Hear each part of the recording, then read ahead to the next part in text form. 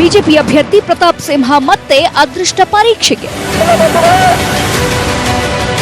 ಮೈಸೂರಲ್ಲಿ ದೋಸ್ತಿ ಅಭ್ಯರ್ಥಿ ಸಿಎಚ್ ವಿಜಯಶಂಕರ್ ಅಖಾಡಕ್ಕಿಳಿದಿದ್ದು ಚಾಮುಂಡಿ ಬೆಟ್ಟದಲ್ಲಿ ಕುಟುಂಬ ಸಮೇತರಾಗಿ ಬಿ ಫಾರಂಗೆ ಪೂಜೆ ಸಲ್ಲಿಸಿದರು. ಕೋಟೆ ಆಂಜನೇಯ ಸ್ವಾಮಿ ದೇವಾಲಯದಿಂದ ಹೊರಟ ಬೃಹತ್ ಮೆರವಣಿಗೆಯಲ್ಲಿ ಮಾಜಿ ಸಿಎಂ ಸಿದ್ದರಾಮಯ್ಯ, ಕೆಪಿಸಿಸಿ ಅಧ್ಯಕ್ಷ ದಿನೇಶ್ ಗುಂಡೂರಾವ್, ಮಾಜಿ ಸಚಿವ ಎಚ್ಸಿ ಮಹದೇವಪ್ಪ ಸೇರಿದಂತೆ ಕಾಂಗ್ರೆಸ್ ನಾಯಕರು ಭಾಗಿಯಾಗಿದ್ದರು. ಆದರೆ ಜೆಡಿಎಸ್ ನಾಯಕರು ಯಾರೂ ಮೆರವಣಿಗೆಯಲ್ಲಿ ಕಾಣಲೇ ಇಲ್ಲ. ಬಳಿಕ ಡಿಸಿ ಕಚೇರಿಗೆ ಬಂದ ಸಚಿವ ಸಾರಾ ಮಹೇಶ್ ನಾಮಪತ್ರ ಸಲ್ಲಿಕೆ ವೇಳೆ ಕಾಣಿಸಿಕೊಂಡರು. ಸಮ್ಮಿಶ್ರ ಸರ್ಕಾರ ಇದೆ. ಕಾಂಗ್ರೆಸ್ ಜೆಡಿಎಸ್ ಒಟ್ಟಾಗಿ ಚುನಾವಣೆ ಎದುರಿಸ್ತಾ ಇದ್ದೀವಿ. ಎಷ್ಟು ಕ್ಷೇತ್ರಗಳನ್ನ ಗೆಲ್ಲುವಂತದ್ದು?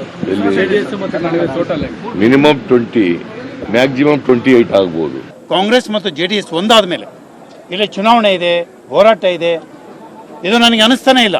ಈ ಎರಡೂ ಪಕ್ಷಗಳ ಶಕ್ತಿಯಿಂದ, ಬಲದಿಂದ ಈ ಚುನಾವಣೆಯನ್ನು ನಿಶ್ಚಿತವಾಗಿ ಕೂಡ ನಾವು ಗೆಲ್ತೇವೆ.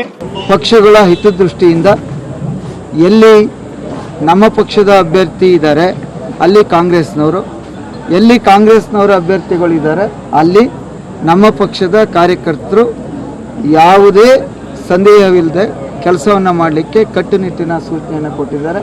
ಬಿಜೆಪಿಯಿಂದ ಪ್ರತಾಪ್ ಸಿಂಹ ಕೂಡ ನಾಮಪತ್ರ ಸಲ್ಲಿಸಿದ್ದಾರೆ. ಬೆಳಗ್ಗೆ ಚಾಮುಂಡೇಶ್ವರಿ ದೇವಿಗೆ ಪೂಜೆ ಸಲ್ಲಿಸಿದ ಬಳಿಕ ಸುತ್ತೂರು ಮಠಕ್ಕೆ ತೆರಳಿ ಶ್ರೀಗಳ ಆಶೀರ್ವಾದ ಪಡೆದರು. ಬಳಿಕ ಮೈಸೂರಿನ ಕೋಟೆ ಆಂಜನೇಯ ಸ್ವಾಮಿ ದೇವಾಲಯದಿಂದ ಡಿಸಿ ಕಚೇರಿ ತನಕ ಸಾಗಿದ ಮೆರವಣಿಗೆಯಲ್ಲಿ ಮಾಜಿ DCM R Ashok, S A Ramadas, ಶಾಸಕ ಅಪ್ಪಚ್ಚು ರಂಜನ್, ವಿರಾಜಪೇಟೆ ಶಾಸಕ ಕೆಜಿ ಬೋಪಯ್ಯ ಭಾಗಿಯಾಗಿದ್ದರು. ಮೋದಿಯವರು ಕೂಡ ಮೈಸೂರಿಗೆ ಆಗಮಿಸ್ತಾ ಇದ್ದಾರೆ.